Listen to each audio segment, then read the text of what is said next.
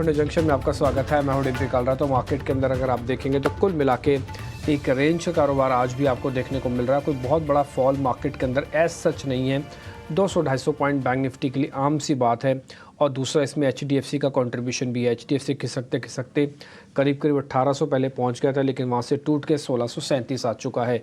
अगर आप देखें तो पिछले 3 दिन में HDFC करीब 8% नीचे आ चुका है, करीब 8% सिर्फ 3 सेशन के अंदर। रिलायंस इंडस्ट्रीज़ आज फिर से तेज़ है, करीब 1% की बढ़त के साथ रिलायंस इंडस्ट्रीज़ बाज़ार को संभालने का बहुत हद तक काम कर रहा है। अगर मैं रिलायंस की वेटेज को सिर्फ हटा दूं तो आज बैंक निफ्टी अपने आप में करीब 100 पॉइंट नीचे जा सकता था, लेकिन रिलायंस ने अभी तक मार्केट को संभाले हुए है। इंडिया विक्स 7% ऊपर आ गया है। आप इंडिया विक्स को मैं सुबह से नोटिस करा रहा हूँ, मेरा अपना मानना है कि 10% तक ऊपर जा सकता है इंट्राडे में, आज में। लेकिन इसका मार्केट पर असर आ जाएगा, कोई सवाल खास पैदा नहीं हो रहा कि मार्केट पे इसका कुछ खास असर आएगा।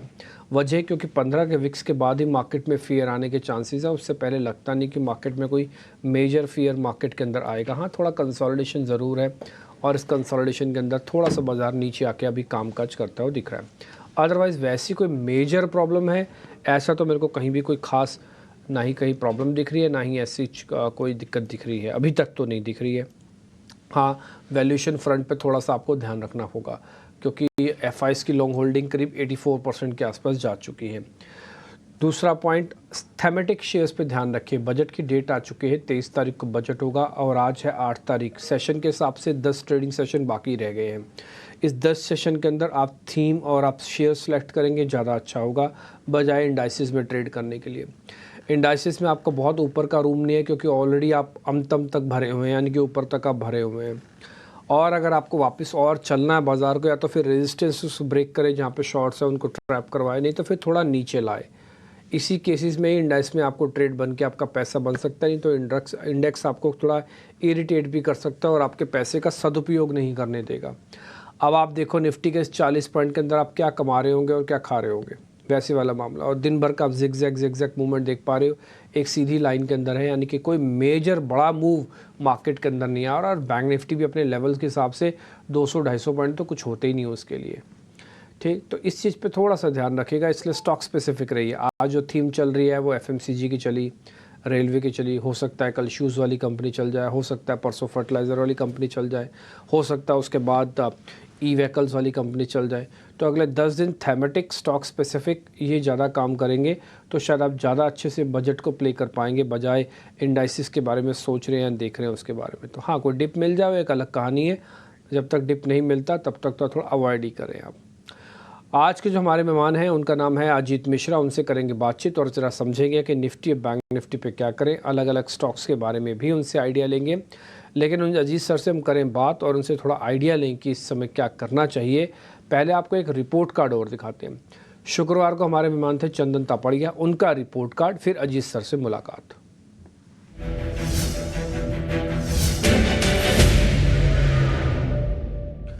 चंदन तापड़िया का मानना था कि बाज़ार के अंदर एक अच्छा मूवमेंट देखने को मिल सकता और कुछ वैसा ही उन्होंने बताया भी। और अगर आप देखेंगे तो करीब BEL उनकी तरफ से 2.5% था।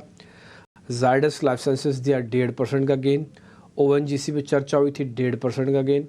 कुल मिला के 5-6 शेयर्स जो होते हैं, हमने रिलायंस और HDFC के बारे में भी पता किया था। उन्होंने कहा था कि हाँ थोड़ा साइडवेज हो सकते हैं, वैसी कोई दिक्कत नहीं है। हमने कुछ वैसे ही होते हुए देखा भी है। ठीक, तो कुल मिला के जो स्पेसिफिक शेयर्स थे उसमें से हमने 3 शेयर आपके लिए छांट दिए जहाँ पे 1% से ज़्यादा का गेन है। आप इनको अगर देखेंगे 4 और 5.5% का गेन है, 25% भी लगाएंगे जो ठीक चल रहा है। अगर आपको ऐसा लगता है तो हमारी तरफ से तो सभी शेयर्स ठीक है।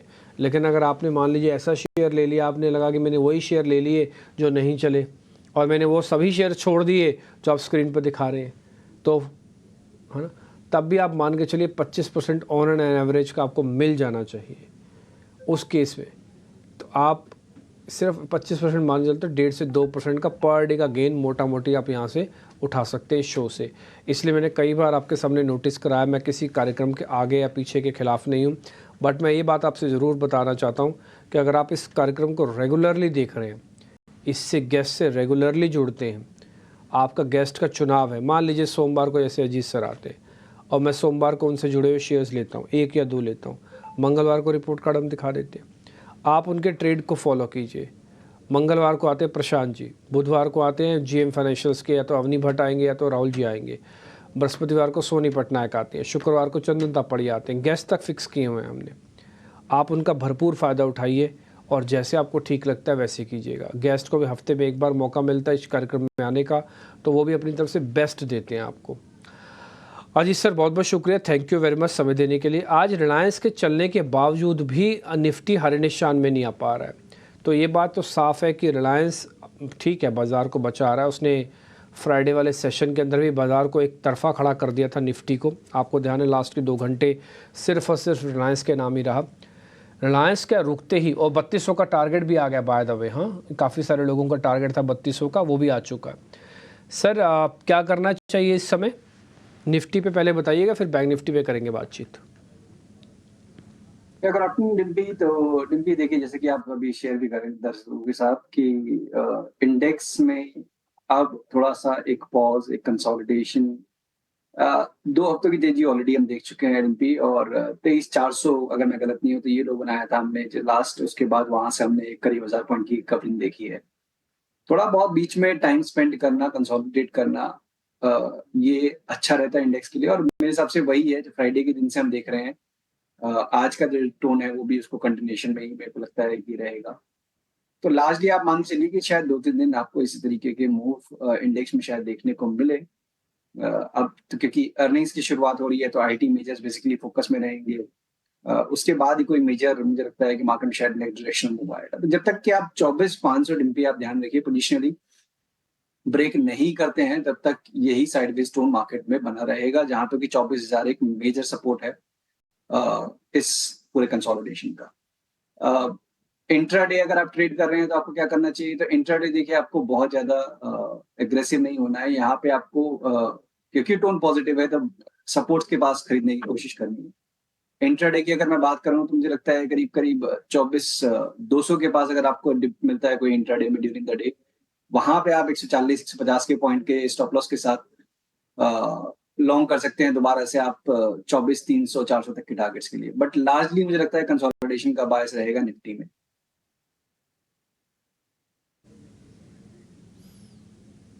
ठीक है सर, बैंक निफ्टी का है कुछ टेक, तो बैंक निफ्टी भी बता दीजिए फिर।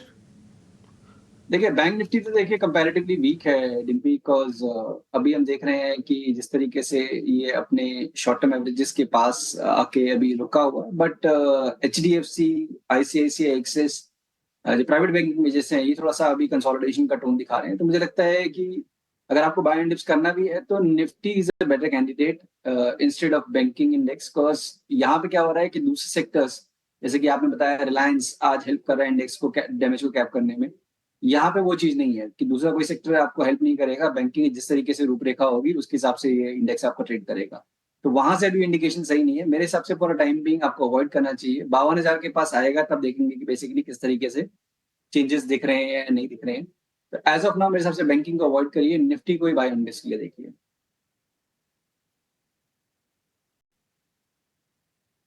ठीक है, बैंक निफ्टी को अवॉइड की कैटेगरी में डाल दिया। निफ्टी आपके लिए 200 के आसपास का एक छोटा सा प्ले है। अगर आप प्लस करना चाहें तो एक स्विंग ट्रेड का बेनिफिट ले सकते हैं, जिसमें 200 पॉइंट नीचे का स्टॉप लॉस है, 200 पॉइंट ऊपर का टारगेट है। आप देखो हमने ऊपर लिखा भी है 24,200 पे प्लस करो, मान लो 200 पॉइंट नीचे का स्टॉप लॉस, 200 पॉइंट ऊपर का टारगेट है। तो ये हो गया 1:1 की रेशो का। आपकी मर्जी, आपको पड़ता खाता है तो ठीक है, नहीं खाता हो भले छोड़ दीजिए आप। लेकिन मेरा फिर से मानना है कि इंडाइसिस के अंदर अभी कुछ नहीं होगा। अगले 3 से 4 दिन इंडाइसिस और डल हो सकते हैं, तो आपको स्टॉक स्पेसिफिक ध्यान रखना चाहिए। इसी कड़ी को हम भी थोड़ा आगे बढ़ा रहे हैं और देखते हैं आज के ताज़ा खरीदारी वाले शेयर्स।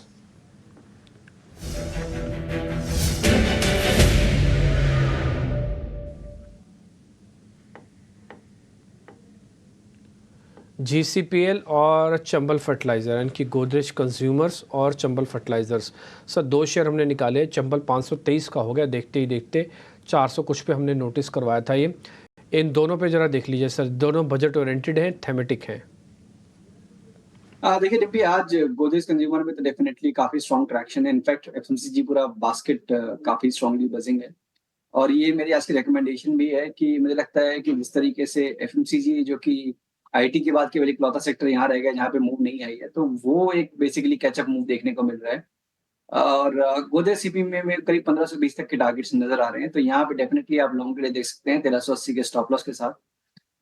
जो दूसरा स्टॉक आपने बोला, चंबल फर्टिलाइजर का एक डिस्क्लोजर, ये आज हमने अपने क्लाइंट्स को भी रिकमेंड किया था, और करीब इन्हीं लेवल्स के पास ही बेसिकली रिकमेंडेशंस हैं, और मुझे लगता है कि करीब 522-21 का जोन है, ये एक इमीडिएट सपोर्ट है। तो यही आपका स्टॉप लॉस होना चाहिए अगर आपके पास कोई भी लॉन्ग है तो। अगेन फर्टिलाइजर में या फिर दूसरे जो भी हम प्ले कर रहे हैं when it comes to budget, इनमें वॉलिटिलिटी ज्यादा, और खास तौर से आज डिम्पी मैं नोटिस कर रहा हूँ कि मार्केट ब्रेथ थोड़ा सा निफ्टी के कंपैरिजन थोड़ा सा ज्यादा वीक है। करीब 1000 शेयर एडवांसिंग साइड पे हैं, करीब 1550 शेयर ऑलरेडी डिक्लाइनिंग साइड पे हैं। तो जब आप मोमेंटम प्ले कर रहे हैं तो स्टॉप लॉस को बहुत स्ट्रिक्टली रखिए। तो यस, यहाँ पे भी आप लॉन्ग बना सकते हैं 520 के स्टॉप लॉस के साथ 535 तक के टारगेट्स के लिए, बट स्टॉप लॉस को स्ट्रिक्टली फॉलो कीजिएगा। ठीक है, स्टॉप लॉस को स्ट्रिक्टली आपको फॉलो करना है, बट लेवल्स आपको स्क्रीन पे मिल रहे हैं। दोनों शेयर्स का चुनाव ठीक है। आप गोदरेज सीपी में भी छोटा मोटा ट्रेड ले सकते हैं, 15-50-20 तक जाएगा, और आप चाहें तो चंबल में भी ट्रेड ले सकते हैं, 5.35 तक जा सकता है। 5.20 का स्टॉप लॉस रखिए। देखिए रिस्क रिवॉर्ड काफ़ी बेहतर है चंबल के अंदर, 3 से 4 रुपये टोटल जाने को है। ठीक है, आप चाहें तो 20 के थोड़ा नीचे 19 भी रख सकते हो, और आपके पास 35 तक का टारगेट है। ऑलरेडी थोड़ा चला हुआ शेयर है, बट फिर भी थोड़ा ध्यान रखिएगा। देखो आज ना एक बात बताऊँ, अभी जो सर भी आपको नोटिस करा रहे हैं, मैं भी आपको बार बार यही बात बता रहा हूँ। आज रिलायंस चल रहा है, बाकायदा डेज हाई पे खड़ा है, लेकिन मार्केट के अंदर ना तेज़ मोमेंटम नहीं आ रहा। बैंक निफ्टी तो चलो अलग है, उसका तो कोई रिलायंस से लेना देना नहीं होता, बट अगर आप निफ्टी को भी चेक करोगे ना तो 50 पॉइंट तक की गिरावट अभी भी सिस्टम में है। तो कहने का मेरे मतलब है कि बहुत सारी चीज़ें कॉर्नर हो रही हैं अब ऐसा नहीं है कि एक यूफोरिया, एक शेयर आएगा यूफोरिया बनाएगा और धुआं धुआं उड़ा के ले जाएगा, क्योंकि हर किसी को ये समझ में आ रहा है कि भाई ठीक है शेयर चल रहा है, सब कुछ ठीक है, बेहतर है, सब कुछ बढ़िया है, लेकिन कब तक आप चंबल और कब तक आप रिलायंस और HDFC की बदौलत ही मार्केट को मैनेज होता रहेगा। हर चीज़ की अति हो सकती है, हर चीज़ को एक बार देखा जा सकता है। तो कुछ कुछ अब रिलायंस और HDFC अपना मनोभाव भी धीरे धीरे खो रहे होंगे, यानी कि धीरे धीरे करके इनकी पावर को वेटेज रहेगी सिस्टम में, वो तो फैक्चुअल है, उसको तो इग्नोर नहीं मार सकते, बट इसके पीछे एक यूफोरिया जो चलता है ना, वो फैक्चुअल नहीं होता, वो भावनाएं होती हैं। भाव के साथ भावनाएं भी जुड़ जाती हैं कि अच्छा ठीक है ये शेयर ठीक है ले लो भाई। तो वो भावनाएं धीरे धीरे कमज़ोर हो रही है, क्योंकि 3 बार 4 बार 5 बार मार्केट ऐसे कर चुका है कि इन दोनों शेयरों को चला के या गिरा के मार्केट अपने इंडेक्स को मैनेज कर देता है। तो इंडेक्स मैनेजमेंट अपने तौर पर अब अलग छटक के हो जाएगा, आपका चुनाव शेयर्स का अलग छटक के होना चाहिए। GCPL यानी गोदरेज कंज्यूमर्स का और चंबल फर्टिलाइज़र की प्लेट एक बार वापस से दिखा दो। दोनों शेयर्स के अंदर स्टॉप लॉसेस टारगेट लगे हुए हैं, आप देख लीजिएगा। 2 शेयर हमने सुबह भी नोटिस किए थे। फर्स्ट था एक तो क्रॉम्पटन, उसमें वॉल्यूम कम था, सुबह 1% का OI बिल्डअप था, इसलिए हमने छोड़ दिया था, बट वो शेयर अभी 6 रुपये ऊपर चल रहा है, माफ़ कीजिए, उस शेयर के अंदर अच्छा मोमेंटम है, 2% ऊपर आ गया। और दूसरा है यूनाइटेड स्पिरिट्स, इनफैक्ट UBL भी अच्छा चला। ये कंजम्पशन का है, लेकिन ये कंजम्पशन में दूसरी तरह का है, सिन गुड के अंदर आता है, सिन कंजम्पशंस है ये, जिसके अंदर GST की कैलकुलेशंस भी अलग है और इनकी कैलकुलेशंस ऑल टुगेदर FMCG से थोड़ा अलग होती है। अजीत सर जरा दोनों पे आपकी recommendation, Crompton and United Spirits यानी कि मैकडॉवेल्स। बिल्कुल डिम्पी, तो देखिए क्रॉम्पटन काफी स्ट्रॉन्ग एक्सर्स था, जो 260 से करीब करीब 430-35 तक के लेवल्स टेस्ट करने के बाद एक मार्जिन रिट्रेसमेंट हम देख रहे थे पिछले करीब 2 हफ्ते से। स्टॉक ने कुछ खास डिक्लाइन तो नहीं दिया, तो यही कहीं ना कहीं एक इंडिकेशन होता है कि आप स्ट्रेंथ और बुल्स जो है अभी भी उसको स्ट्रांगली होल्ड कर रहे हैं। आज एक अटेम्प्ट हुआ है शॉर्ट टर्म एवरेजेस को रिक्लेम करने का, कहाँ क्लोज करता है ये इंपॉर्टेंट होगा। तो मेरे हिसाब से अभी भी देखिए बायस तो पॉजिटिव साइड पे है, जब तक कि आप 415 के ऊपर का क्लोज लाते हैं। 408 ये आपका स्टॉप लॉस होगा अगर आपके पास एग्जिस्टिंग कोई पोजीशन है और आप बनाना चाहते हैं तो।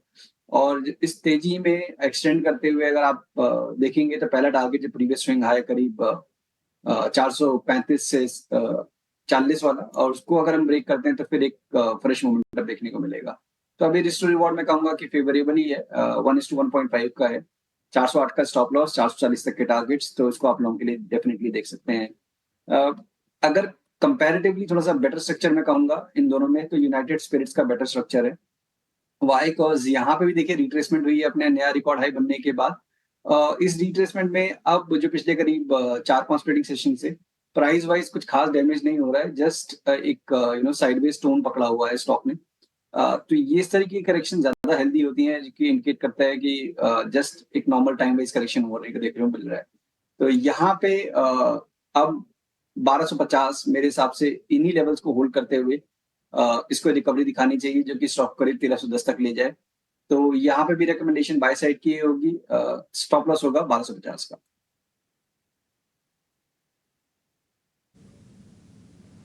ओके, ठीक है, डन। तो दोनों स्टॉक्स पे आपको और रिकमेंडेशन मिल गई। जहाँ जहाँ पे स्टॉप लॉसेस और टारगेट हम आपको दे रहे हैं ना, यानी कि गेस दे रहे हैं, और जो प्लेट हम फायर कर रहे हैं, इन्हीं ही स्टॉक्स में आपको ट्रेड लेना है। मैं फिर से रिक्वेस्ट करूँगा, वॉल्यूम थोड़ा कम रखना, आराम से ट्रेड करना, स्पेसिफिक होकर ट्रेड करना। एग्जाम्पल के लिए मान लो आपका क्रॉम्पटन पड़ा है, ज़्यादा मत भरो। यूनाइटेड स्पिरिट्स ले रखा है, मान लो यूबीएल भी ले रखा है, 2 लेकर मत रखो, फिर 1 रखो, ठीक। तो इस तरह से भी थोड़ा रैशनल होकर डिसीजन लो। मार्केट के अंदर आराम से ट्रेड करना, अपने ऊपर बाजार को हावी नहीं होने देना। एक बार अगर आप बाजार आपके ऊपर हावी हो गया, आप गलत डिसीजन लेने का शुरुआत कर दोगे, और गलत डिसीजन साल के पैसे भी डुबा सकते हैं। 2 गलत शेयर आ गए आपके तो 10 पोर्टफोलियो के शेयर को नुकसान पहुंचा देंगे। तो इसलिए बी रैशनल, थोड़ा काम आराम से करो। आप कई वीडियोस देखते हो कि मैं समझता हूँ, जहाँ पर आप देखते हो ये पैसा इतना लगाया, इतना हो गया, इतना हो गया। सब किसी के पास सब चीज़ें नहीं आती हैं, ये हमेशा ध्यान। शेयर ऑलरेडी आप देख चुके हैं, 2 हमने आपको बताए हैं शॉर्ट कवरिंग के शेयर। एक तो क्रॉम्पटन है, दूसरा यूनाइटेड स्पिरिट्स है। 2 तेज़ी वाले शेयर हमने आपको बताए, फ्रेश लॉन्ग वाले। एक है गोदरेज कंज्यूमर्स और दूसरा है चंबल फर्टिलाइजर्स। ये आप सभी शेयर्स ऑलमोस्ट देख चुके होंगे। खैर, मैं थोड़ा आगे बढ़ता हूँ। अब जरा मंदी वाले शेयर्स की तरफ हम रुख करते हैं, और ताज़ा बिकवाली वाले शेयर्स अब आपके स्क्रीन पर आएंगे।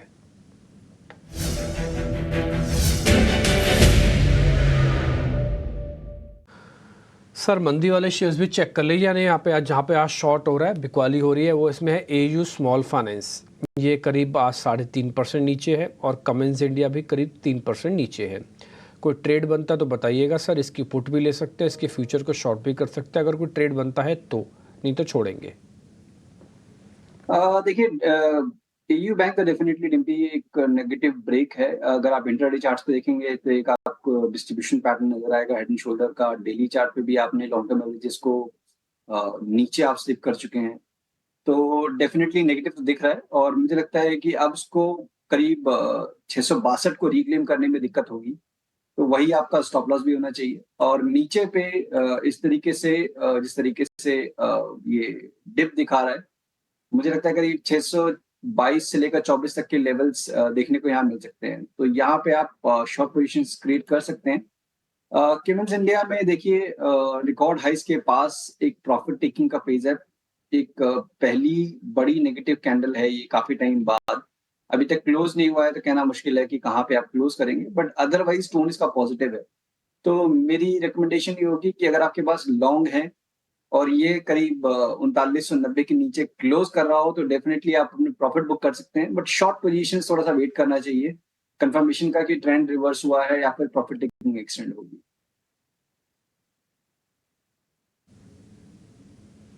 ठीक है, डन सर। सर, अनवाइंडिंग के भी 2 शेयर हैं, जरा एक वो भी देख लीजिए आप, अगर उसमें कोई ट्रेड बनता हो तो। एक तो JSW स्टील है, दूसरा L&T फाइनेंस है। इन दोनों शेयर्स को चेक कर लो सर, JSW स्टील और L&T फाइनेंस। इसमें भी अगर कोई ट्रेड है तो बताइए फिर। देखिए, जेएसडब्ल्यू स्टील डिम्पी आज नेगेटिव जरूर है, करीब करीब 1.5% के कट के साथ, बट स्टॉक अभी भी अपने रिकॉर्ड हाइस के पास ही घूम रहा है, शॉर्ट टर्म एवरेजेस के ऊपर होल्ड कर रहा है। तो यहाँ पे मेरी रिकमेंडेशन यही होगी कि अगर ये 940 के नीचे अगर क्लोज कर रहा होगा, तब यहाँ पे आप प्रॉफिट टेकिंग के लिए देखिए, अगर आपके पास कोई एग्जिस्टिंग पोजीशन है। शॉर्ट थोड़ा सा मेरे हिसाब से जल्दी हो जाएगा, जब तक कि कोई साइन ऑफ रिवर्सल नहीं दिखते हैं ट्रेंड में। सेम एलटीएफ में भी अगर आप देखेंगे तो एक रिकॉर्ड हाइज बनाने के बाद, मल्टी ईयर हाई बनाने के बाद एक कंसोलिडेशन का फेज है। यहाँ पे प्रॉफिट टेकिंग शुरू होगी जब ये 185 के नीचे क्लोज करेगा। तो जब तक ये नहीं हो रहा है, तब तक दोनों ही में ही रिकमेंडेशन होगी कि अभी शॉर्ट्स अवॉइड करें।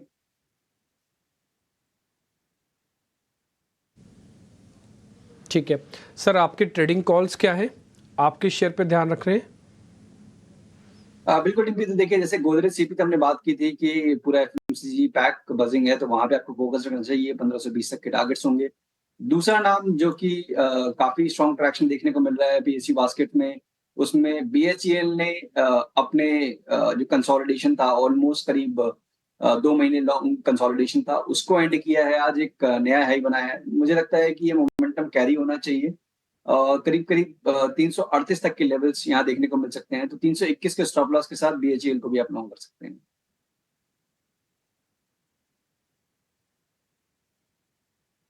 ठीक है, सरकारी कंपनीज में तो खैर काफ़ी दम है ही है। बीएचईएल आपकी लिस्ट के अंदर है, 338 रुपये का टारगेट है। अच्छा ठीक है सर, कोई ऑप्शन है क्या आपके पास? अभी तो एक्सपायरी दूर है, 25 तारीख की तो इस बार निफ्टी, और इस बार बड़ी हैरानी की बात है, इस बार 31 तारीख की बैंक निफ्टी एक्सपायरी है, क्योंकि हफ्ता चला गया आगे, बुधवार को होती है ना सर, तो 31 तारीख तक चली जाएगी। कोई ऑप्शन का ट्रेड है तो बता दीजिए। देखिए डिम्पी, जैसे कि अगर हम शॉर्टिंग की बात कर रहे थे, कोई अपॉर्चुनिटी दिख नहीं रही है, बट मुझे लगता है कि मारुति अगर आप देखेंगे ना, तो वहाँ पे थोड़ा-सा मुझे लगता है डिस्टॉर्ट हो रहा है पैटर्न। और विद इन दी सेक्टर मेरे को लगता है कि अब थोड़ा-सा ना वो हो रहा है कि कुछ स्टॉक आपको पॉजिटिव साइड में नज़र आएँगे, कुछ में आपको प्रॉफिट टेकिंग नज़र आएगी। तो इस लिहाज से अगर आप देखेंगे तो 12,000 वाली जो पुट है मारुति की, वो करीब 10 के पास ट्रेड कर रही है। तो इसको आप देख सकते हैं लॉन्ग करने के लिए 170 का एक स्टॉप लॉस के साथ करीब-करीब 270-280 तक के टारगेट्स के लिए।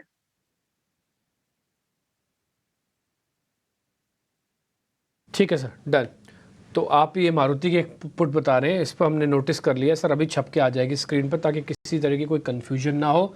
और एक ये ट्रेड आपके लिए बनता है, ये लिख दिया हमने। 12,000 की जो पुट है आपको 210 में मिलेगी, 280 रुपये का टारगेट है, 170 का स्टॉप लॉस है। ये एक ऑप्शन का ट्रेड भी, एक बार वापस से फुल फ्रेम कर दीजिएगा इसको 1 मिनट के लिए, और एक बार जरा एक वाइप के साथ दिखा दीजिए ऑप्शंस का चैम्पियन, ऑप्शंस का ट्रेड, और उसके अंदर ये आप पुट नोटिस कर लीजिएगा। तो मारुति के पुट, मारुति ऑलमोस्ट वैसे भी डेज लो पे इस समय ट्रेड कर रहा है, इसके एक पुट है जिसको हमको प्लस करनी है, मंदी के साइन है इसके अंदर, तो ये आपको देखने के होंगे। तो मारुति सुजुकी के पुट मिल गई, बीएचईएल जैसा शेयर मिल गया, कुछ शेयर हमने पता करने थे वो पता कर लिए, जहाँ पे आपका कन्विक्शन हाई बैठता है, आपके भी सोच सही बैठती है, वो सभी शेयर्स आप देख सकते हैं। बहुत बहुत शुक्रिया sir, thank you very much आज समय निकालने के लिए। अजीत सर, जल्दी आपसे वापस मुलाकात होती है, और आपने जितने भी शेयर्स आज रिकमेंड किए जहाँ पर स्टॉप लॉस और टारगेट है और जो ऑप्शंस का ट्रेड है, सबका रिपोर्ट कार्ड हम कल दर्शकों के सामने रखने जाएंगे। खैर आगे बढ़ते हैं। इन सभी चीज़ों के अंदर अगर आप देखें तो 2 शेयरों पे अभी भी आप फोकस रखिएगा। पहला एक तो एचडीएफसी पे, और दूसरा रिलायंस इंडस्ट्रीज़ पे। रिलायंस इंडस्ट्रीज़ के अंदर अगर आप कोई भी ट्रेड देख रहे हैं तो अभी बात मान के चलेगा, हाई के आसपास चल रहे हैं, और एचडीएफसी बैंक ऑलमोस्ट इस समय डेज लो के आसपास है। दोनों में बढ़त और गिरावट करीब करीब 1% की है। रिलायंस 1% है, एचडीएफसी 1% नीचे है, इसलिए दोनों ने अपना अपना इम्पैक्ट उसी हिसाब से छोड़ा हुआ है। ठीक, थोड़ा सावधानी से ट्रेड कीजिए, इंडेक्स को छोड़कर स्टॉक्स और थेमेटिक करेंगे काम, ज़्यादा पैसा बनेगा। नमस्कार।